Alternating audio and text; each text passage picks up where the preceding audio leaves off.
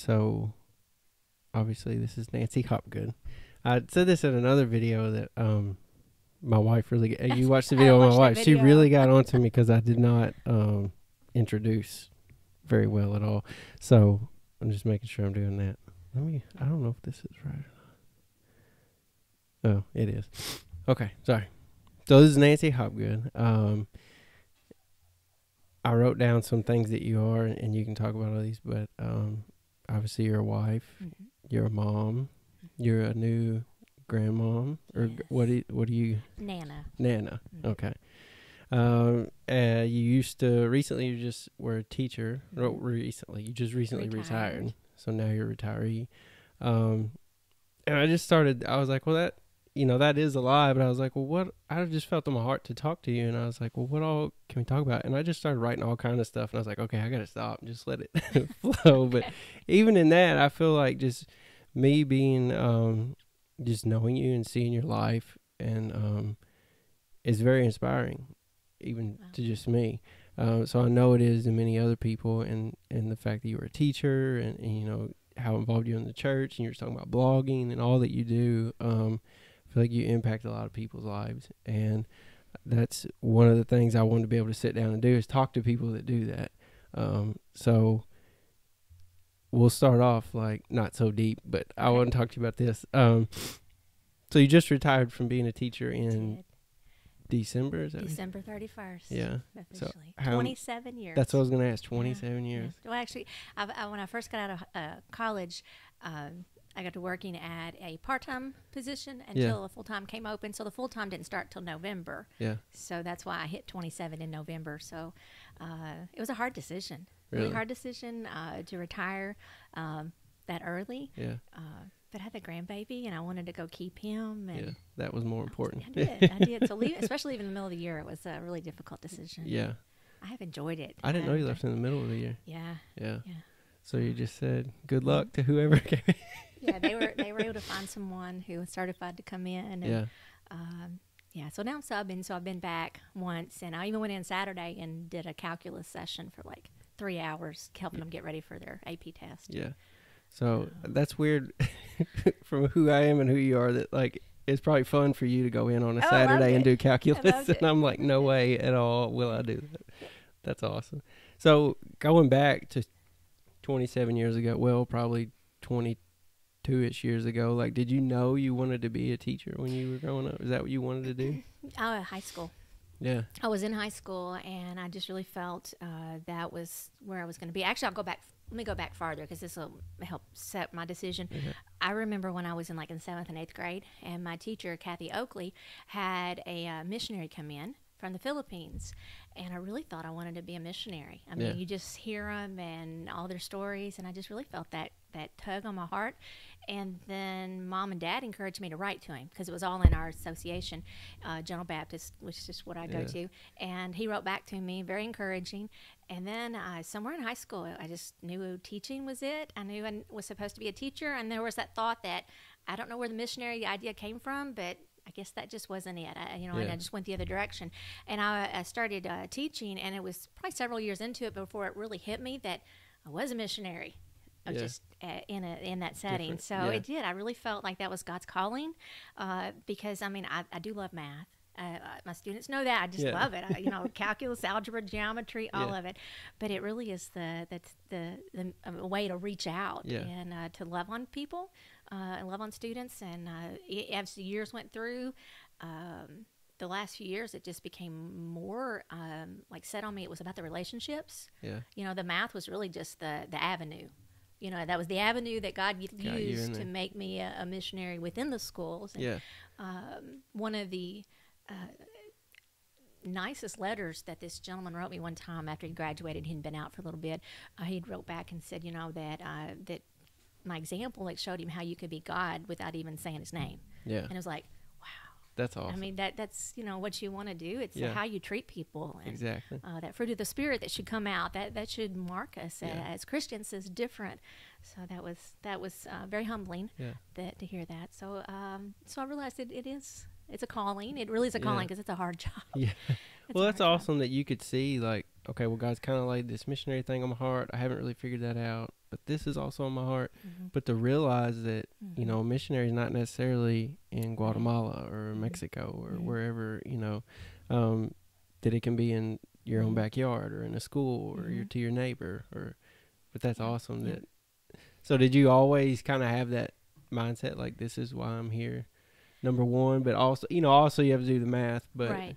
I think it changed through the years. Yeah. I think as you get older and you mature and you know, just in life, because more at the beginning, I was probably very much on more the math, the content and discipline and, you know, making sure everything needed to happen. I don't remember you being a discipline type. Well, you know, but I didn't have to be. Yeah. I didn't have to be. You know, I really had very few discipline problems. And it's what I realized, it's the relationship, because if you're kind, you know, I see all these signs in the yards, be kind. Yeah. I love that. I mean, if you're kind to people, yeah, you don't really have a lot of problems. And I really didn't have a lot of discipline problems through the years. And it's just, you know, because you're respectful to them. And when you got to set the atmosphere for the room, and then everybody came in there and they already knew who you were, what you're about, that you are kind, that you're there to help. And I think I had you for one class my sophomore year.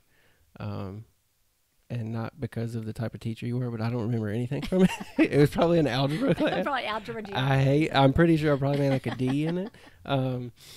But yeah, and I just remember that for me. And, you know, obviously I saw you around school and around everything else in life, but that, I feel like that's just always, you know, if anybody were to say Nancy Hobgood, it would be that, like, just kind of going to treat people with respect. And what is interesting, though, I've had kids that have been in my class before they were in my class, they didn't think they wanted to be in my class. Because when we're out in the hall and the kids are all going crazy, I'm very much more of, you know, giving them that teacher look and on them and about behaving.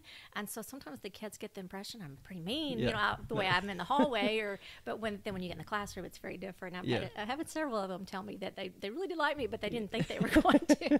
Well, that's a good compliment, I guess. This was another thing I wanted to ask, and I've just been really intrigued by this, some different stuff I've been reading. But did you notice when you were teaching that, okay, the majority of kids may learn this one way, but there's also kids that learn this way? And was that hard to navigate, how to, because obviously you want everyone to succeed, but when you have a class of 15, 20, 25, you can't just one-on-one with everybody. Right. So did you sometimes teach something one way and then... I mean, that is quite challenging, because there's so many different ways. Some kids learn by movement. Some kids, you know, you just set them teach and they got it. Some are auditory, some are visual. So you have all these different ways that they learn. And I think that's a lot of reasons when you look at some people more as adults, and like, I hated math and I was never good at algebra. So, you know, but it's because we don't reach them in different ways. So I think you do, you know, you teach, if you're teaching equations, you do it with manipulatives and pictures and all these different ways. And you try to shift things in the classroom, like maybe 20 minutes on this and 20 minutes on that. And in that, try to hit from different styles, because some kids can do it. They just need it in a way that's, you know, their mind can understand. Yeah. I remember, I think we were talking about like probability when I was in your class, and we played like Yahtzee and all kinds of different games. And I was like, for me, this is what I need. If you can explain everything through Yahtzee, I will be fine. Right. But the same thing when I went to college, you know, I had to take some algebra classes. I think I made a D in all of them. But then I took a trig class. I remember you taking that. And the teacher, he was actually... he was a general contractor. He built homes and buildings. And so every single thing, his style of teaching, which there were probably some there that didn't get it, but for me... Application. Yes, so and I made an A+ in that. And I'm like, well, how come? But it is all about, like, how you present it to people. And I've always wondered that from a teacher's perspective, especially as many years as you did it, like... if that was hard to, it is to navigate. Yeah, it is. And you can, you know, some of them want to have a one-on-one, and you want to be able to do that, but if you got 30 kids in the classroom, that's a challenge. Yeah. So, you know, you try to set up to get around the best you can, and yeah, it's hard. Yeah.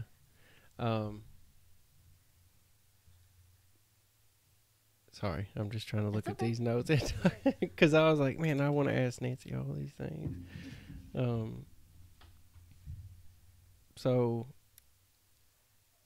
you're a teacher, you taught for 27 years.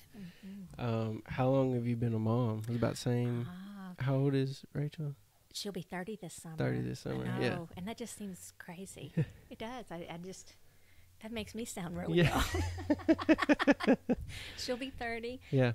Jared will be 27 in June, and then Aaron's going to return 21 next month. And that's crazy. so I know. I was thinking about Aaron earlier when I was thinking about talking. I remember we started going to the General Baptist Church with y'all. He may or may not been, I don't know, but I feel like he was like the age of my oldest now. Probably so. Like 4 or 5. I don't know if that's, he may have been older, but then I was like, oh my gosh, like, I remember when he was 4 or 5 and he's 21 now. Like, I don't want to picture my son being 21. No. Like, I don't want, you know. It happens in a flash. Yeah. I mean, when you're there in the trenches and they're, 3 and 4 and 5 years old, and then when they're like 12 and 13 and you're having to run them to practice. Yeah. And I remember when we hit the age, none of them were driving at the time, but Rachel was really close. She was in band. Jared was just getting ready to go into high school, and he was in football, and Aaron played soccer. And it was just like they'd all practice on we didn't get home sometimes till 7, 8 o'clock at night. Yeah. I barely survived. You're just there and you're thinking this, it's just it's so slow, but then before you look back and it's just gone. Yeah. That's what I was going to ask, because I'm told that all the time. Yeah. Like, it will be gone so quick. Yeah. And a lot of, like last night, our youngest Brooks, around 4 o'clock, he started crying. He's been cutting these, I don't know what they are, the 2 teeth right here. Mm-hmm. And he's just been really tore up at night. He's normally a great sleeper. Mm-hmm. So 4 o'clock he was crying. I went up there, gave him his passy. He laid down. I went to walk out with him. He whimpered. Well, I ended up sleeping in the floor from 4 o'clock to 5:30 when I left. And I think so many times, Kayla and I talk about this, we get stuck on that. We get stuck on the 4 o'clock to 5:30 laying in the floor sleeping. And we remind each other from time to time that we need to enjoy these it's not all this, even though that's probably all we're going to remember this week is all the tough times, but there's also so many good times. And I think I know that's so important, but sometimes it's really hard to see. Right, because you're tired. Yeah. I mean, just physically exhausted, and it's very demanding, and but yeah, you got to make the most of it. And if the house is not clean, so what? So what? That's what we talk. When that drove me nuts when we had Beckham, but I was like, you know what? It's just not. You can pick stuff up, and he's gonna pull it right back out. So what if they look back and they remember, the house was always clean. Yeah. What is it? But where's mom and dad? And make the memories with them, and you have time to clean it up. Yeah. I feel like Kayla's really good on that. She's like, who cares? Let's go out. It's pretty. Let's go play. Because that's what they remember. Right. Make the memories. Yeah. Do you miss having a house full of kids? Well, that's so hard. Because when Aaron left for college, it was, it was hard. In fact, that's the reason Aaron really came around. We had Rachel. Jared was born 3 years later. And then probably 2 or 3 years later, Gary's like, let's have another child. And, of course, I'm doing a lot of the work, and he had to travel a lot with his job. And I'm like, let's not. And so, 6 years go by. And then I start thinking, when Rachel and Jared, they're going to leave school, home at the same time, and school, it's like, maybe nice to have one a little farther behind. So I'm telling Gary, let's have another child. And he's like, let's not. Yeah, he had changed his mind. Yeah.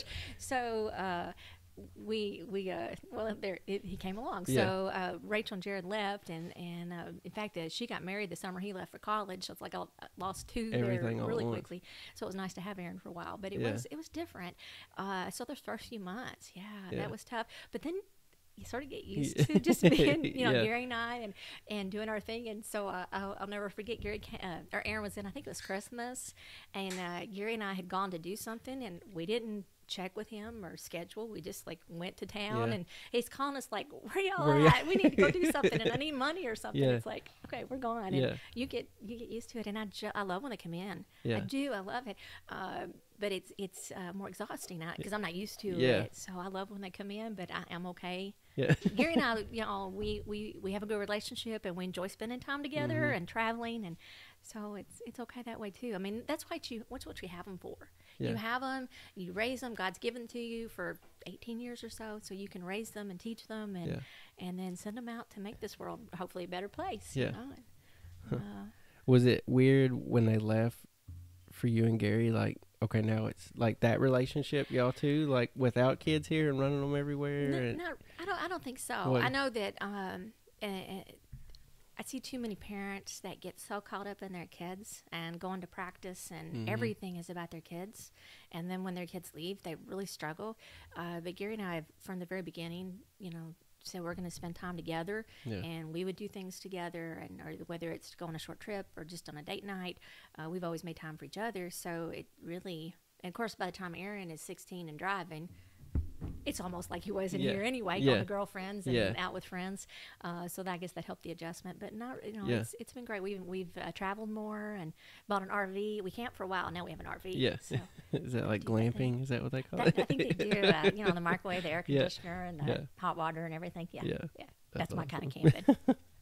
That's what Kayla and I right now, just with 2 little ones, like, you have to make it like a priority to make each other a priority, like a date night, or even sometimes if a date night's not, you can't fit it in just when they lay down to sit down and just talk. And so many times we talk about, well, when we sit down and talk, it's about, all the, what are we going to do here, we need this, or, and not really having that. Oh yeah, there's video, but go ahead. But not really having that one-on-one, just relationship type stuff, and you've hit on 2 of the things. If I were talking to young parents that I would advise, and that's to take that's kids. What I'm hitting on. Like, give us one advice. would be that you don't worry about the clean house, and you spend time with your kids and enjoy that. And the second thing is that you still spend time with your. I can't get it out. Still spend time with your spouse. You got to make it a priority, or else you do that. They go off to college, and you don't know each other anymore. Yeah. You guys got to grow through that, and I guess the third thing is, and I know this may not be as popular among some and their thought processes, but your spouse comes before your children. Yeah. I know they're your responsibility, but you married that spouse for life. Yeah. Those children are yours for about 18 years. Yeah. Roughly. And yes, they are a priority. I'm not saying they're not, but your spouse is a lifetime commitment. And yes, you're a parent, but they're gonna go make their own lives, and you've committed to life and death and all that to death till we part. I couldn't think of the phrase with your spouse. And I think that's important. That is important, and a lot of people probably would say, well, wait a minute, why are you? But that is. When you really look at that, I think it's one of the and I've seen some memes on this, but I think one of the greatest gifts you give to your children is for them to see parents that love each other. Yes, exactly. It really did, because then they grow up and they learn how to treat their spouse and how to set those priorities, and I think that's a really important thing. Yeah, I think too. Kayla and I have talked about this and noticed it. Like I was saying earlier, like you kind of set the tone for your classroom when kids came in there. Like. Number one, I feel like my relationship with God, that sets a tone for Kayla and I, and then Kayla and I together set like a tone and an atmosphere for our home, know. And like you said, if that relationship's not good, then everything else probably is going to be, there's more factors to it, but that's a big part of it. And it's awesome to hear someone that's in your position to say, no, we always made time for each other, and we'll be pushing 32 years come August. Yeah, that's awesome. Years. Yeah. I don't know what the stats would be, but that's probably very rare now. You know what I mean? For people your age, and especially younger. I mean, even Kayla and I will be together 6 years this year, and that's probably rare. You know what I mean? Like right. They're just marriages don't last. People, the commitment. And I'll tell you one of the things I told Rachel when she got married. This is when I wrote these things down, advice, and I wrote her a little book. And one of them was to like him even when you don't. No, to love him even when you don't like him. Yeah. And I told her there's times when Gary just gets on my nerves. And, it's like whether it's a little thing or we were actually, just really disagreeing on something. And it's like, I can remember being in the laundry room in there and just folding laundry. And I was so aggravated with him. And but then I was sitting there praying, God, just help me to love him, because love is it's not those chemical feelings that you get, it's the commitment. Yeah. And so even when you don't like him, you can still love him. Yeah. That's just like people. God calls us to love all people. That doesn't mean we're going to like everybody, because their personalities are different, but that doesn't mean we can't love them. Yeah. And so I'm like, you got to love him, even when you don't like him. And of course, Gary told Brian, said, there's a no exchange policy, no return. So that was his advice. Well, that tip you just gave, I think I'm going to put it on a loop and give it to Kayla and be like, you have to love me no matter what. Even when you don't like me. Yes, exactly. When you, in your marriage or in being a mom and kids being in the house and them growing up, were there things that maybe you worried about or stressed about that now in your current position you look back and say, I didn't even have to worry about that? I feel like I do that a lot. There's things I worry about, and Caleb will tell me, like, man, it's okay. Like, that doesn't really matter. But in my mind, I'm like, yes, it does. If not, that's fine. No, I've got one that's come to mind, but I'm trying to think if there's anything. One was like doing really well in school, which I want them to do well. You treat each child different. We had different expectations for each one because they thought differently, that type of thing. But Aaron's most recently, so I'll think of him, and he graduated with 4.0. But there were a couple classes that were at the end, some of his AP classes that were just really close, and we just about. I was checking in with the teacher, like, is he getting it up? Is he getting it up? And then it's over, and he decides to go out of state and then change colleges, so he didn't get the scholarship. He lost some of the scholarships he had. And it's like, and all that stressing I did, and I just probably stressed him more, So some of those things that in the grand scheme of things, I was just thinking like the money kind of stuff. Yeah. But it's not as important sometimes that as you think it is at the time. I mean, we've never really been, big sports people. They all played sports, but I don't, that's the only one that comes to mind now. But I just, I think that's a helpful tip, though, just to relax. Like, it all worked out, you know what I mean? And it is. And, I don't know any off the top of my head that I worry about, but I know Kayla reminds me sometimes. She's like, just don't worry about that. Like, and, I mean, in general, I'm just not a big worrier. Yeah. I mean, I know some people, it just like seems to be in their nature. I really am not, and I really try to pray to God. I can remember laying in bed one night, and Rachel and Jared were both out driving separately, and it was storming or something like that. And it's just like I was just eat up with worry at that point. And I'm like, but God didn't intend me for that. And I just prayed over it because I'd heard some parents say they couldn't hardly rest when their kids were out driving, and I haven't been that way. I just had, but that night it did, and it's like, God, you didn't make me to worry. Fear is not. So I just kept saying, "You're not giving me a spirit of fear, but of power, love, and self-discipline." And I eventually settled down. Speaking those things out, I feel like I do that sometimes when Kayla and the boys are gone, or Kayla and one of the boys, like. And it's just kind of like random times. Not that I don't always care, but I'll get very anxious. And like, are they okay? And it's like, I don't know if God's calling us at that moment to be praying for them. Yeah. Or if it's the devil just trying to. Yeah. And that's typically what I do. I'm like, okay, well, God doesn't make me worry. Like, this is not of him. Like, I know they're safe. And, but like you hear things or you see things. And that's normally when when it happens. Well, maybe this is a good way to transition into this. And I'd ask you about this, and I don't remember all of it, but when I wanted to talk to you, this was part of it. And I don't know if there's much to this story or not, but you had an accident here in your home. Yeah. And you're smiling about it. I don't think it's because of what happened. No, we had quite the summer. Yeah. But do you want to talk about that? Yeah. It was 2003, and Aaron was 5. He and I were the only two home. And we had just gotten a above ground pool out the back, and I was just learning to take care of it. And I was going to put shock in the pool. And, I don't know. I know I'd seen Gary take the shock in a bucket outside and like try to dissolve it a little bit before you poured in, so that way it just didn't settle and it would be dissolved. So I thought, well, I'll help, because Gary had been taking care of it, and I will do it. And I had, we needed 2 bags of shock in it. And I look back, and there's some things I did that were just so stupid. And it's like, but I don't know.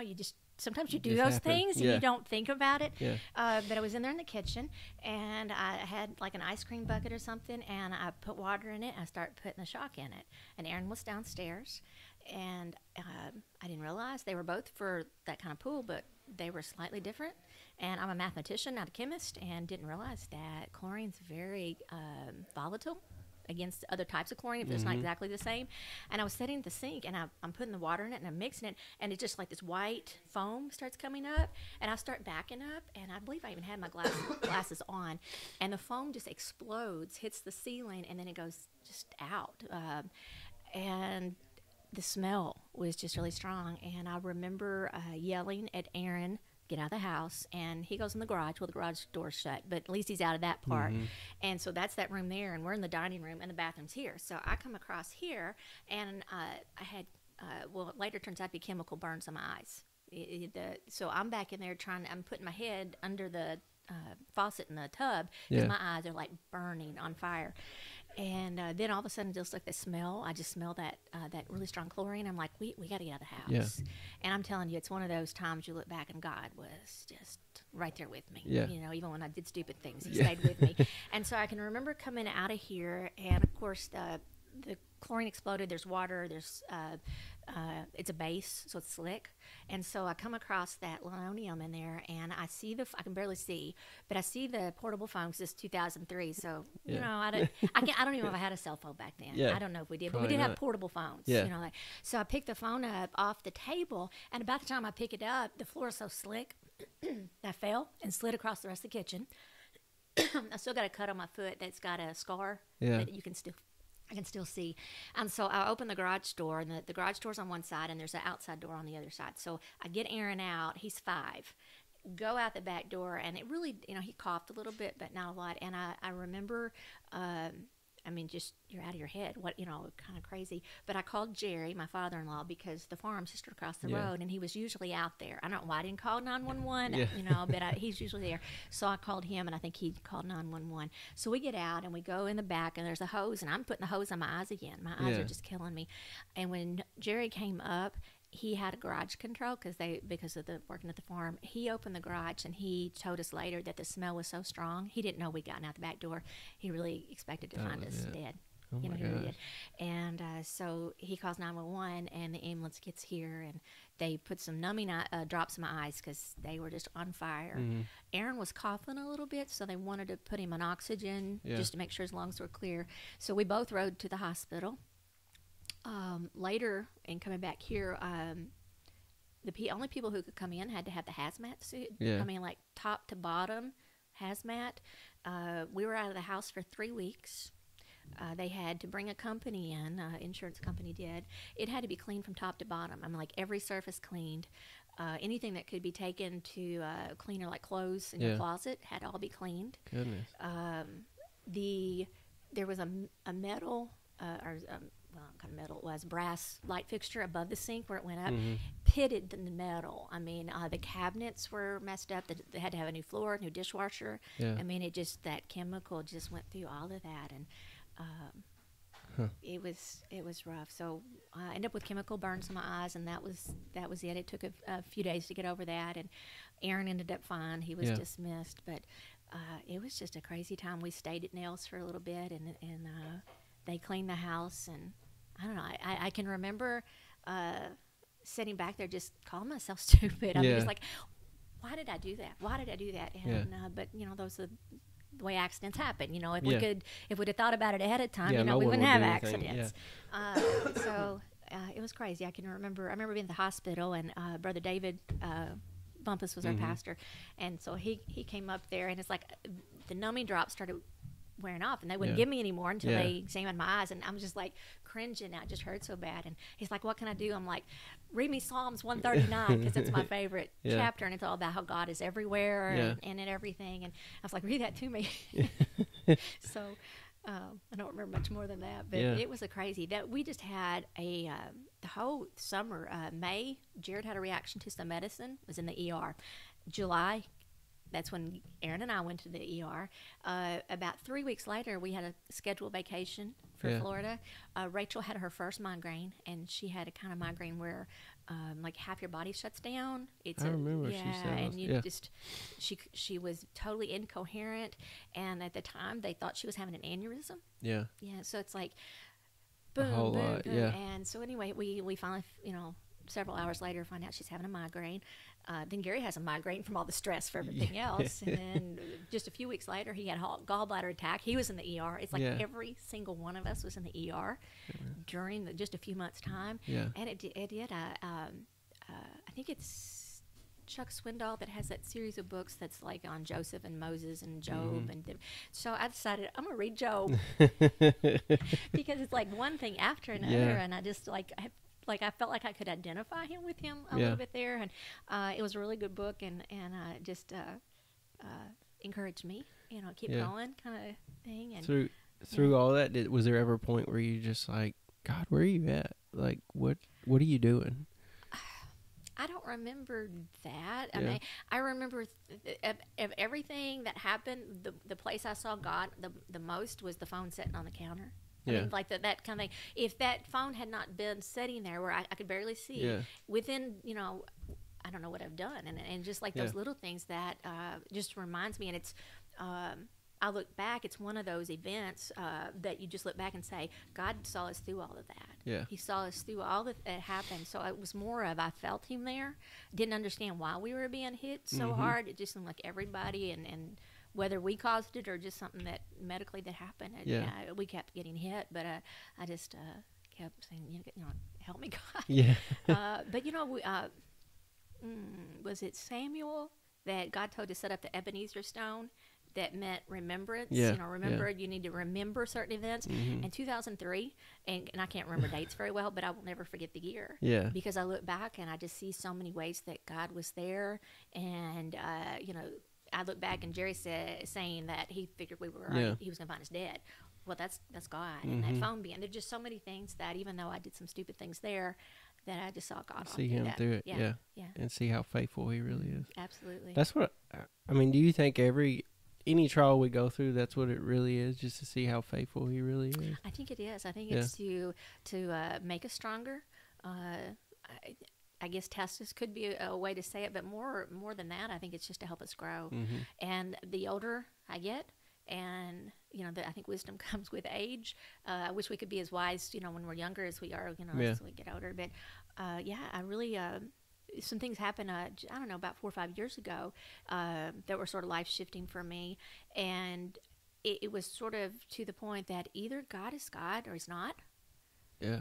And it's like, I think it was even in a sermon I heard, and it's like, because I'm worried and stressing and praying over this and the certain situation I wanted to fix then, and I want it fixed the way I wanted it fixed, and God was not working on my timeline, and worrying, well, what if this happens, and what if that happens, and what if, anyway, it just came down to, do you believe that God's got it? And in the last 4 or 5 years, my faith has grown more in that time than in any other time in my life. And it's because I know that he's been showing me he's got it. Yeah. And even there's that prayer. I've got some prayers that have been going on that long, and I may pray for another 20 years before anything happens. Yeah. But I know God's got it. Yeah. And things that just took me to my knees, and just like a lot of tears, face on the floor kind of deal.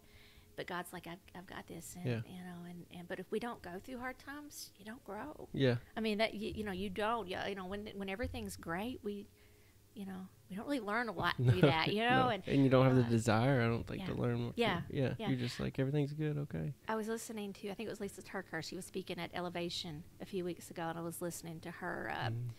Was it her or was somebody else? I listen to a lot of podcasts, so no, maybe it was somebody else. But they were making the comment that God loves us too much to let us live a life that doesn't require him. Or something along that line. I know I've got the quote wrong.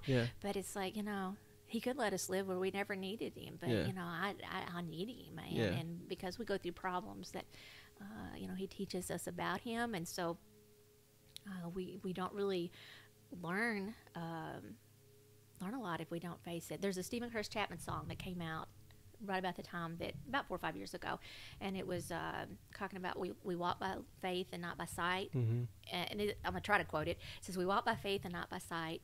We say it and sing it and love the way it sounds, but none of us can truly understand what it means until all the lights go out. Yeah. You say it. We sing all these songs that God's faithful, but if you don't ever have to rely on him being faithful, you really don't know it. It's just lip service. Yeah. We say, he's faithful, God's got this, but if you don't ever have to put something in his hand and say it's yours, then you really can't say. You can repeat it because you've heard everybody say it. Exactly. But you haven't walked it. I remember a time in my life where I thought those exact same things when Kayla and I got married. We had Beckham. He was a couple months old. And I didn't even go into work. I saw it on news before I went into work. And they're saying that they were laying everybody off, or so many people off. And I knew I fell in the number. And so I came home, and the weeks after, I'm newly married. We just had a baby, and it was right around the time when all the doctor bills are coming in from having a baby. And I'm like, what in the world? And through that season, and I know that's nothing to some people because they've lived so much more, but I was like, God, have I ever really had to trust you for anything? You know what I mean? Because like you said, it's always like, yes, there's been things I've trusted him for, but in that moment, that was so real and so like tough.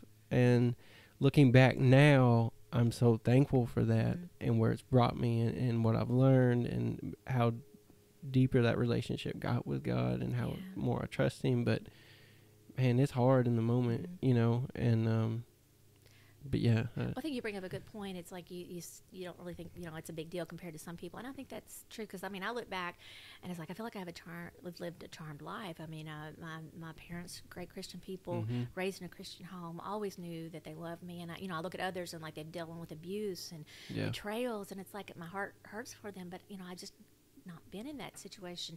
I met Gary when I was 17. I married at 18. I didn't know you got married that young. Yeah. I got engaged halfway through my senior year. Really? I know. If my kids had done that, I don't know what I would have said. But Gary was a senior in college, and I was a senior in high school. Yeah. And so I got married in August right after I graduated. Yeah. And he was getting out of college. Yeah. So, but I look and there's just you have the regular trials of having kids and all that. But until things happen in just the last few years, it's like I really can't say I had that. Now when that happened, man, it knocked me out, knocked my feet out from under me.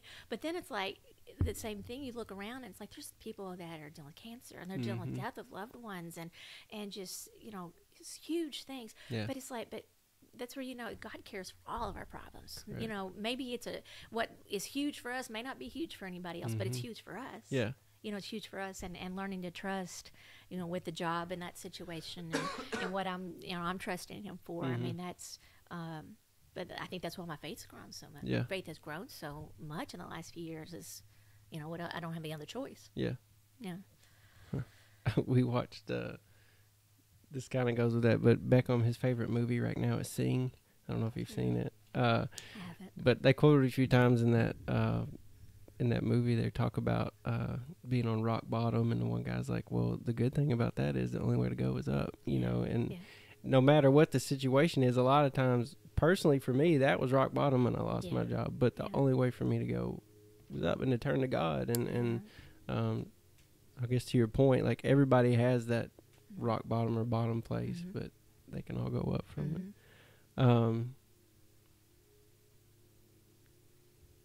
I got so many questions. You talked earlier about how do I want to say it? So I know teaching and doing all that was what you did, and then being a mom and doing all that, but I know you're talking about recently. I know in the last 4 or 5 years you started blogging and doing stuff. Is that like something that just came later in life that you had a passion for, or is that from experiences that you had? You're like, okay, now I have stuff to actually write about and wisdom, or where? I don't know. God started doing things. I was about 40, and I had a chance to speak and give my testimony. I gave it. In fact, I was asleep one night. We were planning the youth explosion at the high school, and I was asleep one night, and I woke up in the middle of the night with this thought. It's like I should give my testimony. This thought of giving testimony, and it's like that's crazy. Yeah. And I really think it was a God thing. And then it's like it just wouldn't leave me. And I was working with Donna Bumpus and pulling some things together, and I just threw the ideas like, what do you think if I gave my testimony? And she's like, I think it's a great idea, because I would just been fine if she'd said no, we got too much on the schedule. And I remember going, so I sort of planned out what I wanted to say, and then shared it with Rachel, and Rachel's like, no, that's not personal enough. So I worked on it some more. And how did you take that critique? No, that's okay. She's my critique, and my stylist, and, a fashion advisor. And so I get there that night, and I was a nervous wreck. I don't know why. I mean, I know there's probably 400 or 500 people that, I don't know, it was pretty full on one side of the gym. I don't know how many it would be. And I was almost shaking like a leaf. And we went back and prayed with all I wasn't the actual speaker. I was just giving my testimony. Yeah. But, and then we went back and prayed and came out. And when the worship music started, I felt God in such a real way. More, I don't know, it's just something very special about that night. And I shared, and it's when I really felt God calling me maybe to do some speaking. Yeah. And I don't do as much as I like to do, but I love it's that teaching. I think God's given me. That's one of my gifts is the teaching. And I love with the math, but I really love the Bible. That is my passion, and I love to speak about that and to groups and then from that the writing sort of came because I'm a mathematician. We don't tend to be writers and readers, but I love to read. I mean, I don't even keep track of how many books I read in a month. My favorite's Christian fiction. Yeah. I've been trying to get some nonfictions in there, and I like them, but I just have to set my mind on I'm going to read this. I love like Louis Giglio and things like that, but I really just love the fiction, and I'll read that. And so then we were doing Bible studies. This is all going to come back together. We're doing Bible studies. We did a Beth Moore Bible study, and it was when your parents were there. It was the one on the fruit of the Spirit. Because I remember we would go to different homes, and I remember going out to your home, and I just got hooked on Bible studies. So even if we didn't do one at church, I was just doing studies, and one of them was to start journaling your thoughts. And so I would start reading and writing it down, and it led to just a lot of journaling. I have like books, like big boxes of books where I've journaled through all that. And then it started with like some Facebook things, like where you could put I don't know what it's called now, but it wasn't a post, but it was like a longer written part. And I know it just sort of progressed from there. I'd written a couple of things, and our youth pastor had asked me to share a couple of things on the youth page, so I did. And then it just sort of slowly developed, and I do that, and developed a site. And at one point I was writing like 5 days a week. I look back and was like, I don't know how I did that. I mean, I would journal my thoughts and what I was reading, and then I would just write like a small devotion. I do about 2 days a week now. It's changed through the years, and it's a tough thing. I just feel like I'm supposed to share that. I love reading the Word. I think the Word is so applicable for today. I think it could be such a strength for people, and people just start picking it up. I just and I don't quite understand that. I know we're busy, but I don't know what I would do if I didn't have it. That was strength. I remember really getting serious about it. Let's see, about 90. It's before we moved back to Seabury. Probably about 93, 94. So it's been 25 years, whatever that would be. Really getting serious about reading the Word, and it's like I would get up in the morning before the kids got up because I just needed it. I needed that strength. I needed that peace, and I just wish more people could find that. In the hectic world, and a lot of people are like, I just don't have time, and I don't understand it. It's and so I think that's where a lot of people come from, is maybe intimidating. The big book. I'm gonna open it up. I could get stuck in the so-and-so begot so-and-so's. And like, I don't, you know what I mean? I know. But I think to what you're doing, it's a huge asset because you're helping bring people to that, and through your small devotions you're doing, people see it, and it's broken down into something more, like it's like a cliche thing to say, but like a baby, you can't give him a steak, give him something little. And I think you may not see it, but you're probably helping people, and then they're getting in the Word from what you're giving. Because I try to bring a personal story and like way I'm seeing that, and I've just changed recently. I would just start in like Genesis and go through the whole Bible, and it might take me 2-3 years or more to just make a thing through there, and we just loop through. And then just recently I've started doing more topics for a month. Like this month, it's all in fruit of the Spirit. There were like 9 days I was going to blog in April. Well, and then I'm like, okay, there's 9 fruit of the Spirit. And we have a little fruit garden out here that has all these different fruits. I'm like, maybe I can weave that into it. And the month before I was talking about just how to get in and study your Bible. And so I'm changing a little bit about it, but I hope it helps. I mean, I really feel called to do it, and sometimes I struggle because you can see the numbers, like how many people are on there, and it's like, am I making any difference? And, I don't know. It was about a month ago. I was like, I'm not making any difference. It's just like nobody's looking at it, and I do it, and then I was listening to some different sermon podcasts, and it was talking about being faithful, and even in the little things, and I'm like, okay, and I didn't really feel the release to not do it, because I really felt God called me to do it. So I thought, well, I'll just keep writing. And I told you earlier before we started, it was just like as soon as I decided I will do it, I think I was invited to speak somewhere. You called me, and there's like 2 or 3 things happen, and it's like sometimes I think God's waiting to see if we're gonna do what he's told us to do, and then because you're not responsible to make people read it, or or I'm not responsible to make people watch it. I don't feel called to do that, and I feel like a lot of people get caught up in that side of it, and then there's no real content to it. Right. You know what I mean? Right. And I mean, I do the same thing. I get on the YouTube studio and I'm like, okay, how many people looked at it? And I'm like, no, I can't do that. Look at the statistics, but there's a part you just want to know, am I making a difference? And it's like, but that's not what God's called us to do. He's called us to put it out there. I think about like, okay, well, this video got 68 views, and even on YouTube, it'll show you like if they watch the whole thing or the first 3 minutes, or and I can see that people are watching the whole thing, and I'm like, well, what if it was just for 3 people? Who cares if 1 million people watched it? But if 3 people or 2 people or 1 person got inspired, or someone now reads their word more, or is intrigued to get into the word, but yes, it's very hard not to get caught up in the everything else. I think that's where the devil, right in there, because it's just tempting. You want to look at the stats. Mine will go out in emails. And I just started using this site recently that does that, and it will even tell me whether people actually open it and click into it. Yeah. But then I listen to like Proverbs 31, some of their podcast, and they talk about how their click rate, may only be, I don't know what their numbers were, but maybe how many thousands they send out, it may only be 20,000 one day. I mean, or 20%. I'm sorry, 20% that actually open and read it. Yeah. But then I'm like, okay, well, I do that because I follow, and I've got some blogs I'll follow, but they'll come in, and if I don't have a lot of time, I don't always open them.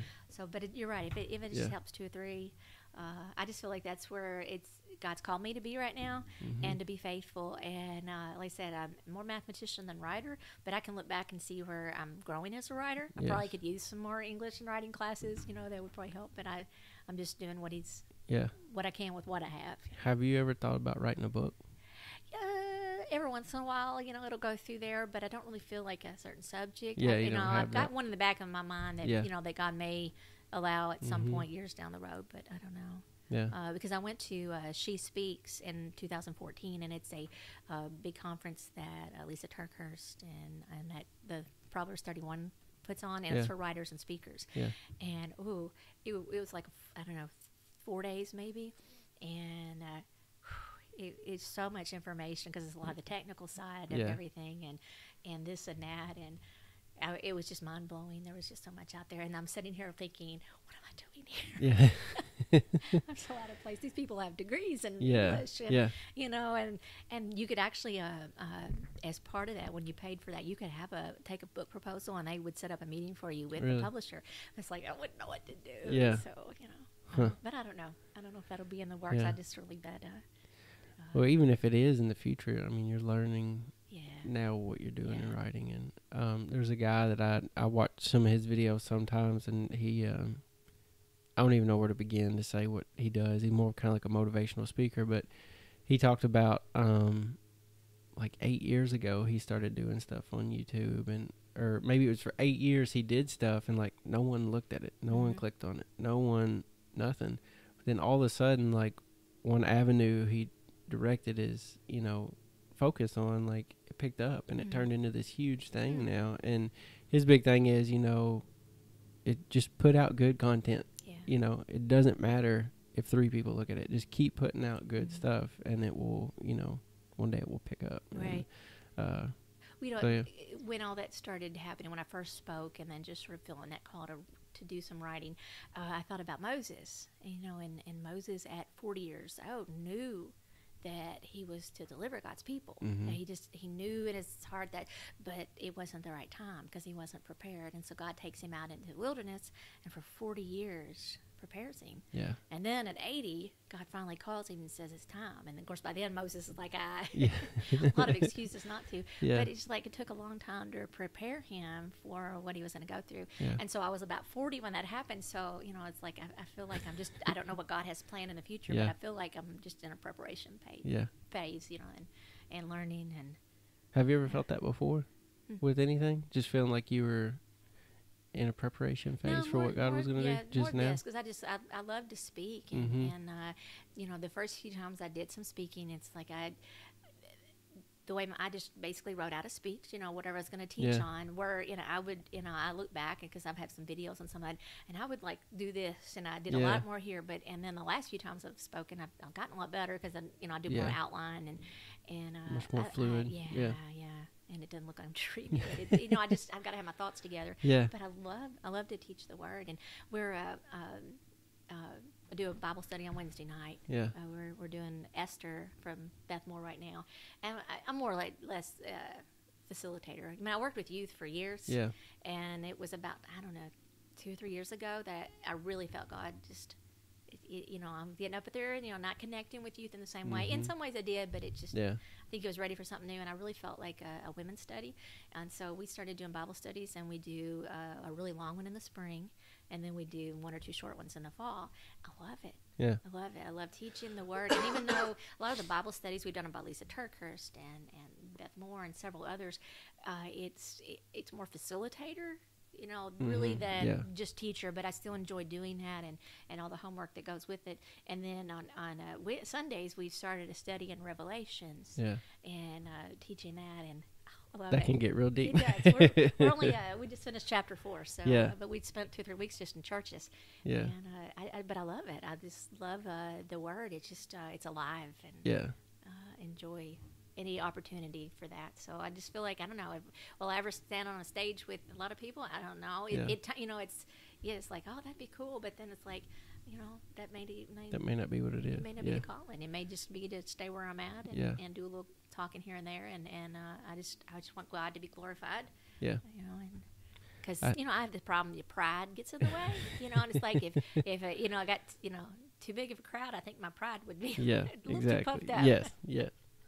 I just think it's neat what you hit on, saying that you feel like you're like in a preparation phase, and that's why I asked the question if you'd ever felt that before in your life, because I feel like that's where I'm at a lot of times, and something new will come along, and I'll start doing it, and it without fail, like when the newness or whatever that is wears off, I'm like, okay, well, that wasn't the thing that I guess fulfilled me. Like, this is a big thing I've been on, just praying and like, God, okay, like what? You look at everybody else and like people want, material things, that would bring me satisfaction, or name it. It can be a million different things, but I've been on this thing, like I truly want to be fulfilled. Like I'm almost 32. At 32, that's what I seek more than anything, is just to feel fulfilled. Like everything I was created to do, everything that I'm capable of, I'm using all of it. And I feel like in some ways I am, but in some ways there's so much more left. And I feel like I'm kind of in that spot of being prepared for whatever that next thing is. Right. And so that's why I was asking. I didn't know if you'd ever been there and then like seen like, okay, this is probably the biggest one. The only one that comes to mind. But I do remember when I went to the She Speaks, Christine Kane was the headline speaker on the Saturday night. This is the first time I ever heard her, and it's like, wow, love the accent. And she really spoke on being faithful to what God's called you to do, that not worry about numbers.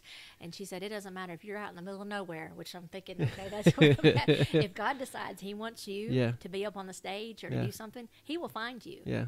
You don't have to go looking for it. And that just like, that's good, because I mean, wouldn't know what direction to go, and I don't know if God wants me in a small audience, I want to be open to whatever He wants, but that's not my job. My job is just to be faithful in what I'm supposed to be doing now. He said, and in the all these things get mingled up for me, but in where we're at in the Beth Moore study, we're talking about Esther and the teaching she did the other night, and one of the key phrases in the lesson we just did was, it's tough being a woman. It's all about, it's tough being a woman. Tough being a woman who thinks she has to figure out the how. Yeah. Because, Esther, the turning point in the book of Esther really wasn't what Esther did. I mean, she was a part of it, but it really came when King Xerxes couldn't sleep. right there, the very middle of Esther, when he couldn't sleep and he had his chronicles come in, or somebody come and read all of his chronicles, that's when the whole story of Esther turns, because he realizes that Mordecai was never honored for what he did. And so when Haman comes in thinking he's going to get Mordecai killed, he's like, I want to honor somebody. How should I do that? And Haman's, spouting all this stuff off. Put a robe on him, the king's worn, and all this. And he's like, oh, that sounds good. Now you go do it for Mordecai. And it's like the whole story turned. But it really wasn't what Esther did. She didn't have to figure out the how. God had the how. But he did call her to be faithful and to do what she, to step up at that time, for such a time as this, to come up and do her work. And it's like, we're called to do those things, and we're to be faithful to it. But we don't have to worry about the how. But we do, we be faithful in whatever it is. And that's why I'm gonna keep writing. Whether the visitors are off the charts or 3, and it's like, I'm gonna do, because right now that's what I feel God's called me to do. Well, that speaks to me sitting here, just and it's like something, but it's really hard to just to do. And you ever question then, like, did I just read God wrong? Yeah. Because you do it, like, I thought this was supposed to do, but it's not really working. And then it's like, but maybe that's God seeing if you're going to keep on doing it. Yeah, that's like with this podcast, like for a year, like, no, I don't. That's just like me. That's not. And it sounds weird to be like, oh, well, this is what God wants me to do. And I told Kayla that, and I was like, this is gonna sound weird, and she's like, no, like, same thing. If God told you to do that, then just go do it. Yeah. Go 100% at that, and let Him do whatever He has to do with it. And like I was telling you, messaging people is like, oh, I know this person will sit down and talk. And then they're like, no. And I'm like, okay, well, maybe I don't need to do this. But, a lot of that is just my plan that I had in the beginning. And it's proven a point that my plan is not working. And what He wants me to do, just being faithful to that even more, is working. So, I appreciate you talking with me. I feel like I could talk to you a lot more, but I wanted to say this to you. I sat down with a guy a few weeks ago. Nathaniel Boone is his name, and I was just thinking about my conversation with him and what I've always known of you, but it's the same thing, kind of parallels with your life, and I wanted to compliment you on this. But he said, he worked in the coal mines, and he said people knew I was a Christian. People knew I lived right. He said, but he said, not until I went through some trials and some things happened. He said, I had guys come up to me and say, hey man, you really are a Christian. You really do believe what you walk, and I look at you and Gary and your family, and I see that, I know some of the, we just talked about the chlorine thing, but different things and I know other things that have happened in y'all's life, and you've been faithful, and it's not just things are good, we're going to be good. Like even in the not so good, I've seen y'all be faithful, and I just want that's inspired me, and thank you so much for being that person. And it's the small things. I mean, and it's great. It's great if people put the fish on their car, and you wear the t-shirt. I mean, that's great. Yeah. Let people know. But it's all about how you treat them. I mean, when you can put that on your car and then get on Facebook and put things on Facebook that are, not very loving. It's like, that sort of defeats the purpose. Yeah. And none of us are going to be perfect. And I'm going to tell you, I'm far from perfect. Yeah. And if you want to talk to Gary, he'll help you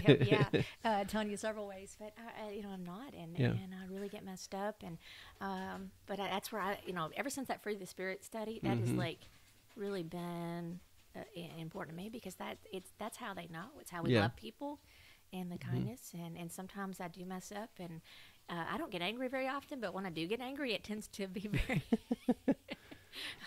it all comes out. Yeah. It does. And so I've had that happen at school a time or two, and then it was like I'd feel really bad, whether it was something with the class or students or a peer, because it's like that was a terrible testimony to what I say. But far from perfect, but it's the little things it's the daily, it's the being committed for the little things that really makes the difference in the long run.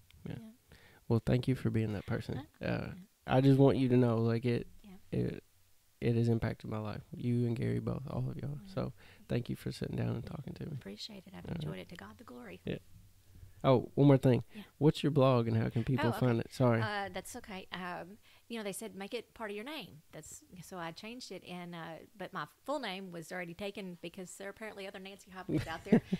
So it's nancy.com. Okay. So itsnancy.com. And they can get on there. And from that they can get like sign up for your email stuff and all that. On there where you can put your email in there, and it will send you the updates from the blogs, and then you can scroll through. It's got archives and things like, and even contact where you can contact me if anyone has a comment or a question, that kind of thing. Sounds good. We can get them to ask you how to mix chlorine. There you go.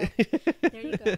If they're different, do not mix do not do and it. do it outside if you're going to do it.